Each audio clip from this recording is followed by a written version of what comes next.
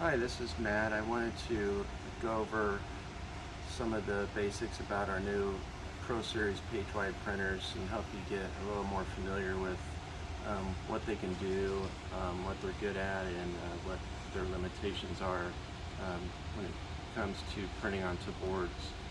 Um, so these new page-wide printers can print onto foam core boards, and it's intended to give our customers a fast and inexpensive way to print onto rigid materials, mainly for signage or display signs. It can do some graphics, but you want to keep in mind that it's not a high resolution graphics printer. It's still a technical printer, but HP has adapted it so that you can run some graphics on it. And again, it's to come up with a fast and inexpensive option for our customers that maybe need some signage that they're just going to have that displayed temporarily. Maybe they're only going to have it for a few days for an event, and then they're going to toss it out. So it's just another option we can offer. Before you start to run boards on your printer, you want to make sure that the printer's running as good as it can. You don't want to have any printhead streaks on your boards, and you don't want to waste material. So the first thing that you want to do is go to the printer and run a diagnostic plot so you can check all the heads and make sure there's no clogged nozzles. And also, if there are clogged nozzles, you can go in here and run head cleanings to make sure that you take care of any of those print quality issues before you try to run the board. So the first thing you want to do is go to the Optimize Quality screen, and then go to the top right corner and hit Print Diagnostic Image. And ideally you want to print it on the widest roll that you have, so 36 inches ideal. Highlight that roll and then press OK. And it's going to print the diagnostic print out the back of the printer. It may prompt you to detach the stacker so that the print can eject out the back of the printer without jamming, so just follow the prompts. And then it's going to spit that shit out.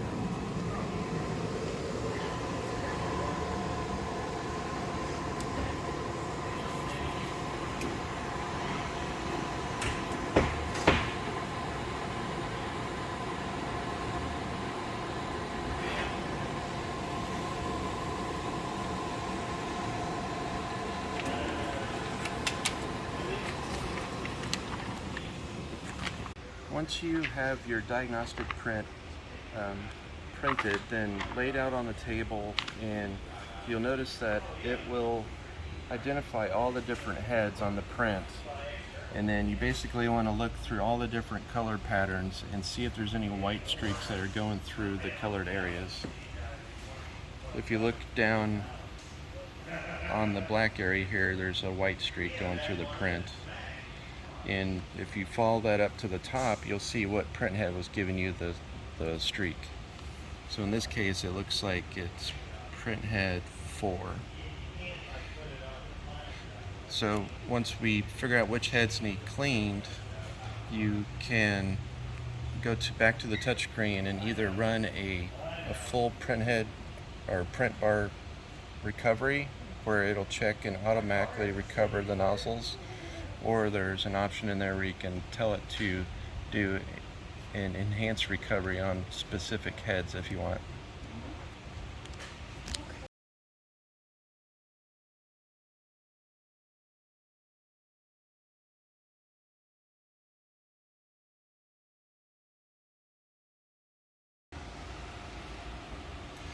Once you identify which heads need to be cleaned, you have a couple of options. The first option is solution 1. It'll say check and recover print bar, and this will tell the printer to check all the heads, and if it identifies any clogged nozzles, it will try to wipe the nozzles and purge the nozzles and try to recover them on its own. it's more of an automatic process. It can take 4 to 8 minutes depending on how many heads need cleaned. It typically doesn't use as much ink in this process. If you hit this, you just hit continue, and then it'll automatically go through and check all the heads. You might have to run this and then run another test print, diagnostic print, and then see if it recovered the nozzles that you identified earlier. You might have to run this check and recover print bar a couple of times to get all the streaks to go away. If this doesn't quite resolve all your issues, then your other option is to go down to the bottom where it says enhanced or advanced calibrations. You hit this little arrow, and then it'll give you more options. And the next step, if the first solution doesn't fix it, is to go to solution 6. That's enhanced printhead recovery. And this is a more aggressive cleaning for the heads. It uses more ink, but it will try to purge out any clogs in the nozzles by forcing ink through the head. So in this option, you tap that tile there, then hit continue.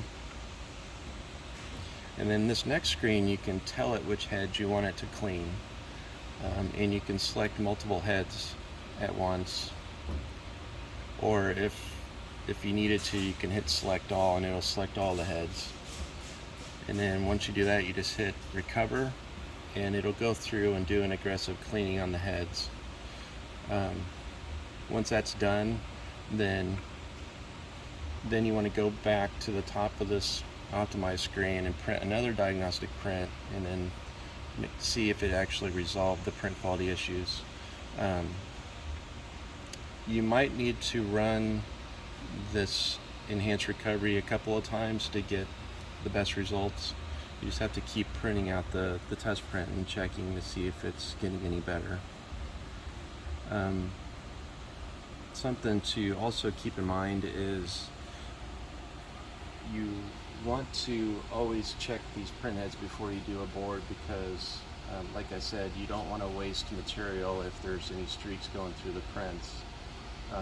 Also, you want to keep in mind that these are our production printers, so 90% of the time they're only running line drawings. They're not running full color prints through here, so it's very likely that you're going to see some streaks when you walk up and try to do a board. So you want to make sure that you clean those heads and check them before you try to run a board through the machine. Another thing that can help also is if you know you have a lot of printing to do on boards, and it's been a while since you've ran some boards through the printer, you might want to run some posters through the printer just to kind of get the ink flowing through the heads again if it's been a while.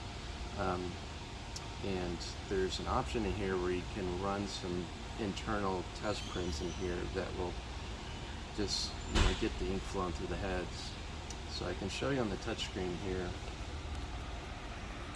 If you go back to the home screen, there is a settings button here.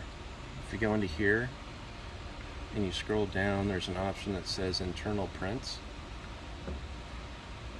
So sometimes I will go in here and go to demo prints, and if I know it's been a while since I've ran anything that's kind of graphic related, I'll go in here and run some different graphics, like maybe some discount signage boards, or maybe a gift wrap image, something that has a lot of ink on the print. And sometimes by running some of these demo prints, it will help the heads look a lot better just by getting the ink flowing.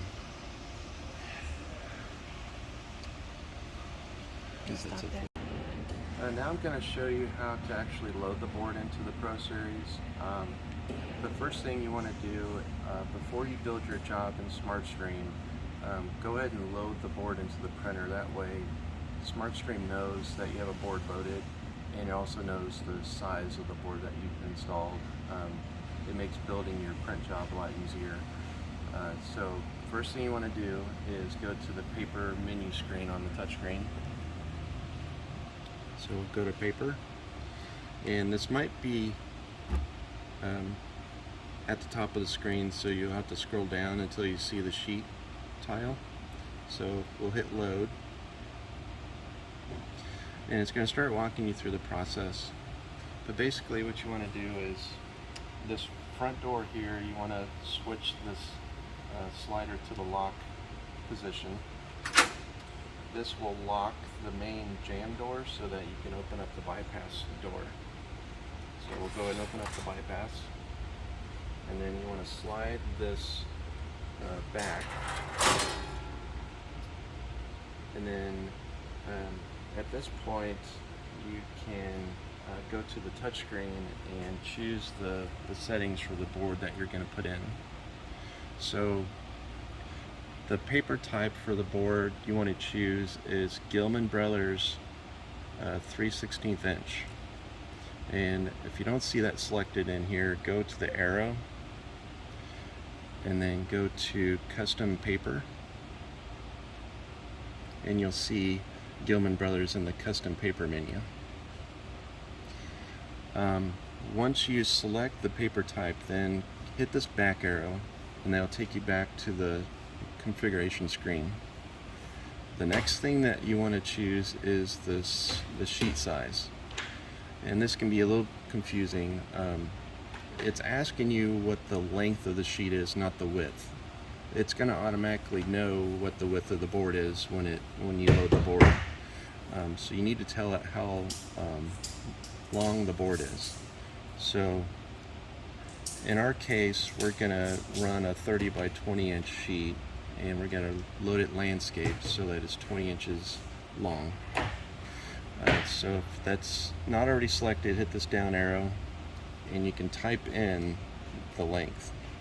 You can either hit the plus or minus buttons or tap the little box and type in 20 inches. And then once you have that set, just hit that up arrow again, and that will minimize that category. So now you'll see that we have paper sheet size 20 inches. The other thing it'll ask you is for thickness, and the thickness is technically 0.188 inches, or the same thing as 3/16 of an inch. So if it doesn't already have it set to 0.188 or 3/16, hit the arrow here, and there's a quick option here. You can just tap 3/16 inch, and then you can hit the up arrow again to minimize that category. So now these are the settings that you want to use. Gilman Brothers 3/16 inch, put in the length of the board, which is 20 inches in our case, and 3/16 inch for the thickness. Also keep in mind that this board printing option will only print up to 30 inches long. So if you try to print anything longer than that, it won't allow you to. It'll probably print the board, but it'll probably cut off your image. So just keep in mind that 30 inches long is as long as you can go. So once we get all these settings set, hit continue. And now it's going to raise up the print zone. It's going to lower the belt so that it has room for the board. And it's going to walk you through the steps.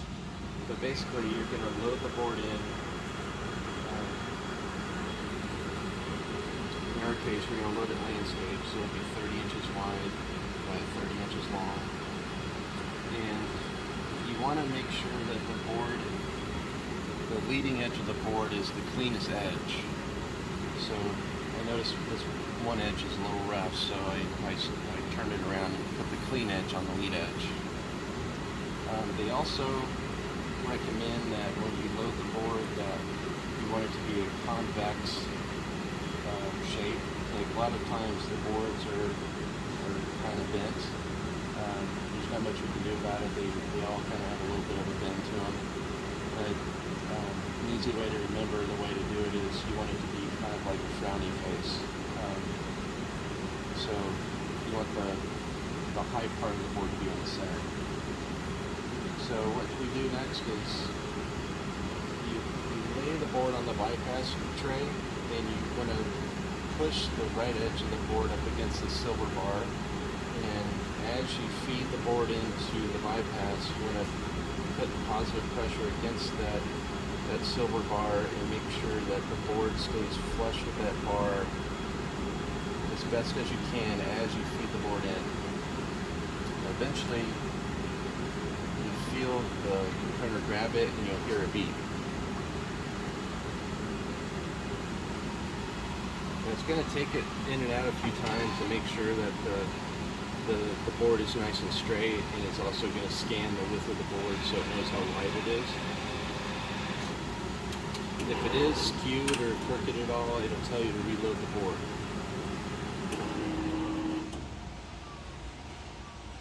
It may take several attempts. It can be kind of finicky about the boards, so don't be surprised if you have to reload the board a few times. And sometimes you might have to try different orientations to get it to take it.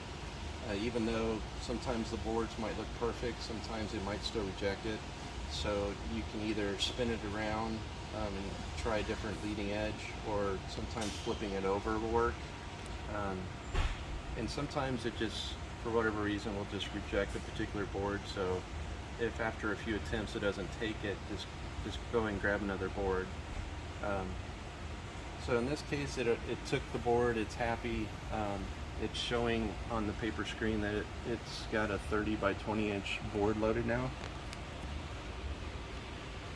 Now that the board's loaded, we can go to our stacker in the back and adjust the height so that it's ready to accept the board. And the printer will remind you to check this when you go to print, but those 3/16 inch boards are technically 5 millimeters thick, so you want to raise your stacker height to the 5 millimeter position. It'll remind you again, like I said, when you go to submit your print job, but it's a good habit to go ahead and have that set before you send your print job.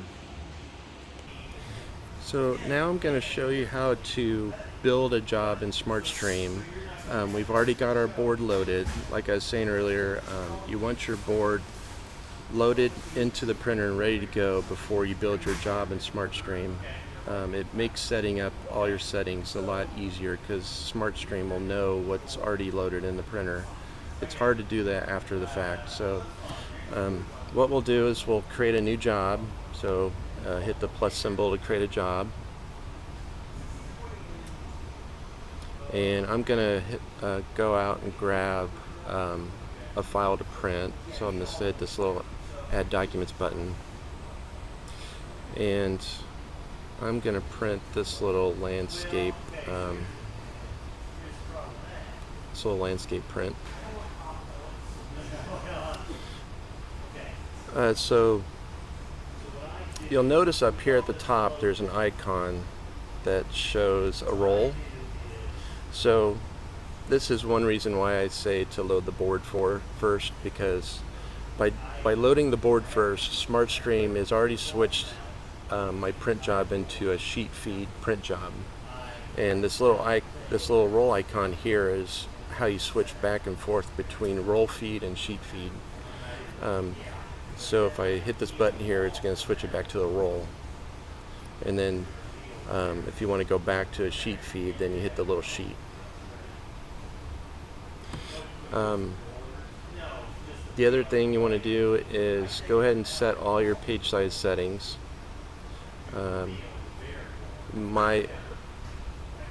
The file that I picked is a landscape 36 by 24, but I'm gonna make it 30 by 20. Thought I had a 30 by 20 in here.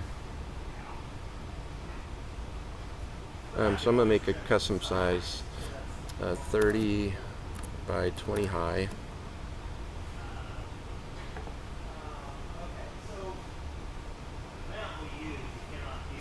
And now that I created the custom size, I'll go back down here and select 30 by 20 landscape. You'll notice it automatically made a portrait option for that sheet size, but we want landscape. Now that it's set the size, typically I will tell it to scale it to the size I chose. So you can either go and pick the scale column. If you don't have the scale column, you can right click on any of these columns and add different columns. So I already have scale added. You can do it from this little pull down here. So what I'll do is I'll pick fit sheet, and you'll notice off to the right here there's a preview, and it gives you an idea how the board's going to look. So like for example, if I went back to Arch D landscape, you'll see it's going to kind of clip off some of the edges. So that's a good way to know if your board's going to come out right. So I'm going to switch it back to 30 by 20. And then there's also a few more settings in this far right pane. So if you hit these little slider bars here, it pulls up the page settings screen. And in this screen, there's a few settings to choose. You can adjust your print quality, of course, but you want to scroll down and just double check your settings. So we have page size 30 by 20. Our scale has been set to fit the 30 by 20 sheet size I selected. But I also go through these alignment settings and choose center alignment for both horizontal and vertical. That helps line it up on the board. And I also go down here and select for the source options, center alignment, and it just makes the placement of the image on the board nice and centered. And so at this point, we are ready to print. As long as your preview looks good, there's no yellow edges or nothing getting cut off, we can go back up to our print button here and hit print. Okay, so we just submitted our print job from SmartStream, and before it prints, it's going to remind you again on the touchscreen that you need to raise up the guides on the stacker if you have those plastic guides installed, and also, more importantly, raise up the lever to the 5mm position. And we'll double check the stacker and make sure. So we already set this earlier, so it's set to 5mm. You want to make sure that you check this every time, because it won't check it for you. It's just going to remind you. So if you forget to raise this up, it can jam on you. So I always try to do that as I'm loading the board. That way I don't forget.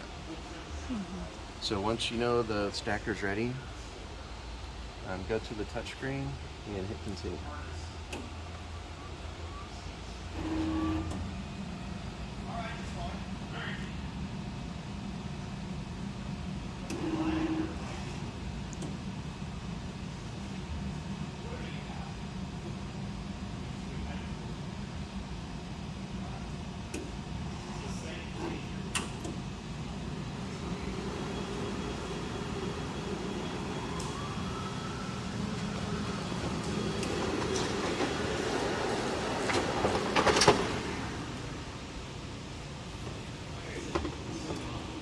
There's our board.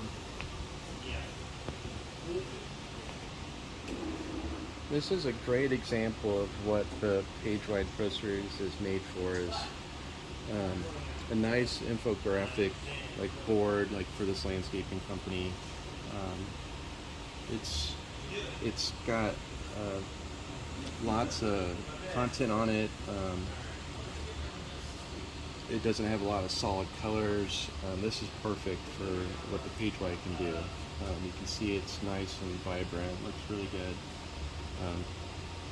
Where the PageWide struggles a little bit is when you have a poster or an image that has solid colors, like solid blues, solid blacks. that's when you can see imperfections in the print heads that the PageWide has. So that's where you have to kind of educate the customer on what the printer is capable of. Some things won't look great on the PageWide because of the limitations of the single pass heads. So it's just something that you learn as you get more familiar with the printer. You might even run a test print on the printer on just regular coated paper or bond paper just to see how the image looks. If it's going to band, if you're going to see streaks or bands on the regular paper, then it's not going to do any good on a board. It's going to look the same. So it's just something that you learn over time. Now I'm going to talk about how to run a set of boards in one print job, and also how to do double-sided boards. So at this point we already have our board loaded, so I'm going to start a new job, and I'm going to add a couple of images to my job. So I'm going to add this map and this other poster. So by me adding several images to my job, and I've already got the board fed into the printer, it's going to treat this as a set of prints. So I can go, at this point I can go ahead and send the job, as long as I have all my settings in place, like my page size, my alignment settings, everything I discussed earlier. Once I send this print job, it will go ahead and print the first board, and then it will prompt you on the touchscreen to keep feeding in the next board until the job's done. So it's super easy to run a set of boards. The other thing that it can do is you can tell it to print double-sided. So once you have your job loaded and all your settings set, before you send it, there's a button here at the top that says double-sided printing, click to activate, and it'll show A and B. So you click that, and now it's going to add these two images to one board, and it shows you which board's going to print on the A side first and then the B side second. And it will prompt you to refeed the board back into the printer, so it'll tell you to flip the board over and then you feed it back in. So I'm going to double check all my settings, make sure everything's good. So I'm going to print this 30 by 20 landscape. I'm going to tell it to fit the sheet. Make sure all my alignment settings are good. Center, center, center, center. It also helps to check the preview, so preview looks good. So I'm going to go ahead and click print. Now you might, if you're used to running SmartStream, you might see some warnings like this, different print sizes, or it might say clipping, but in most cases, as long as the preview looks good, just hit continue anyways. So now it's going to print on the A side of the board.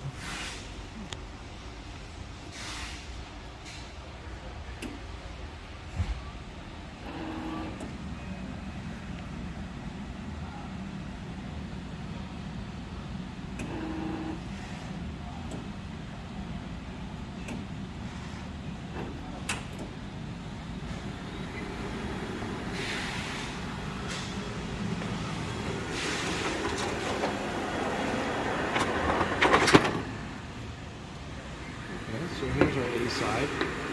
Now we'll go back to the front of the print.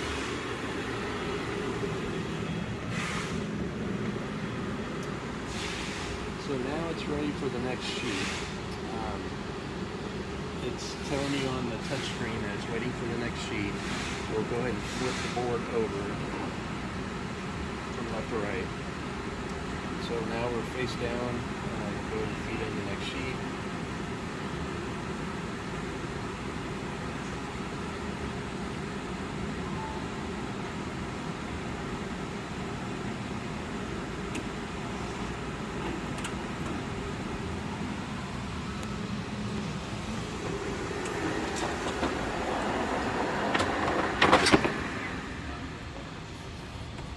So here's our double-sided board.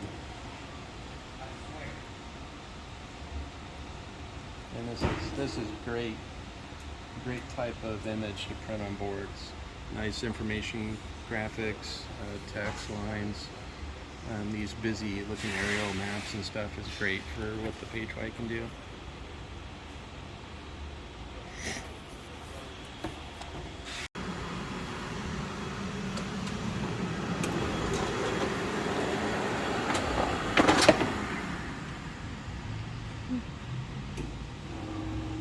Yeah, that's a good example. Oop. I'm gonna let it dry. So that's an example of something we wouldn't want to print on this. Lots of streaks, lots of banding. In this, the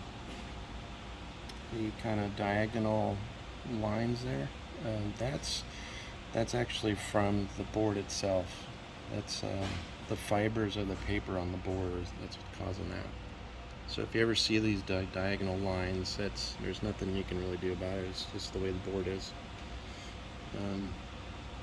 But you can see, like, we're getting all kinds of banding, streaks. This is just showing you the limitation to what the PageWide can do with a single pass print. Unfortunately, this particular image has solid black areas, solid blue areas, and that's where it really shows its weakness. So this is something that we would need to probably print on the flatbed printer that isn't designed yet.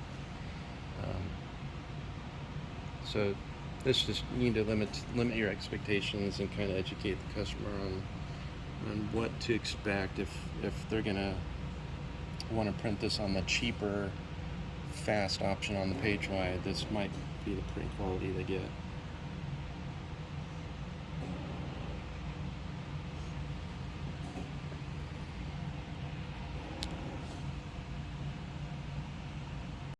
One thing to keep in mind when you're printing boards is it does sometimes take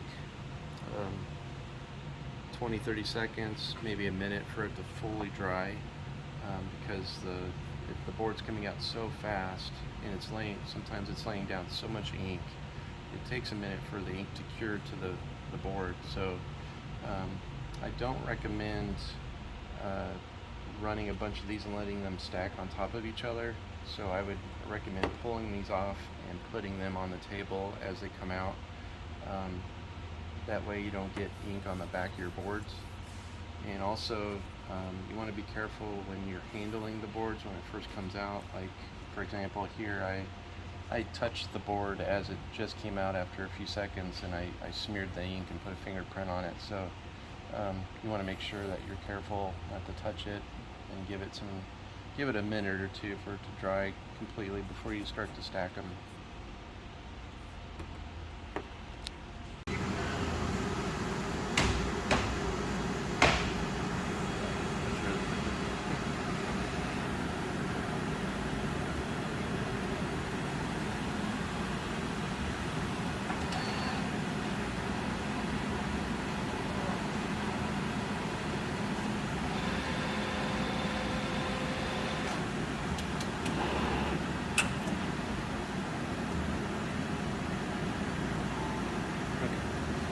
So this is what can happen when it rejects the board. It will kind of spit it back out a little bit, and then gives you an indication similar to this. It'll either say skew detected, or it'll say something about the edge is not straight. So if that happens, just unload, and then either try to feed it again and try to keep it as straight as possible, or if it keeps rejecting it, flip it over. Sometimes that will take it. Sometimes rotating it and trying a different lead edge, sometimes that'll take it. We'll go and try it again.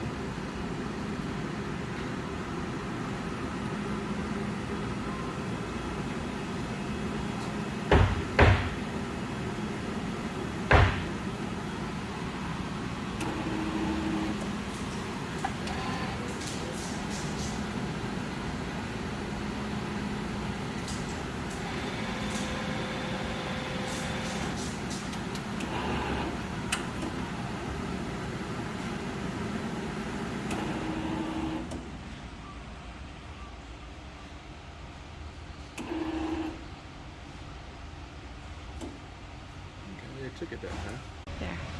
There. That's how you run a board on the Pro Series.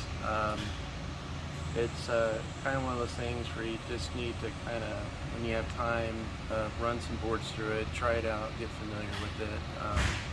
Once you run a few boards through there and get used to all the settings, like anything, you'll get more comfortable with it.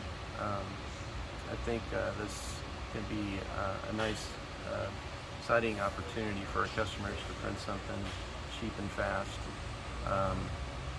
And if you guys ever have questions or anything, you can always contact us, me or Amy or Tony, and we can always come up with a follow-up video to answer any questions you have.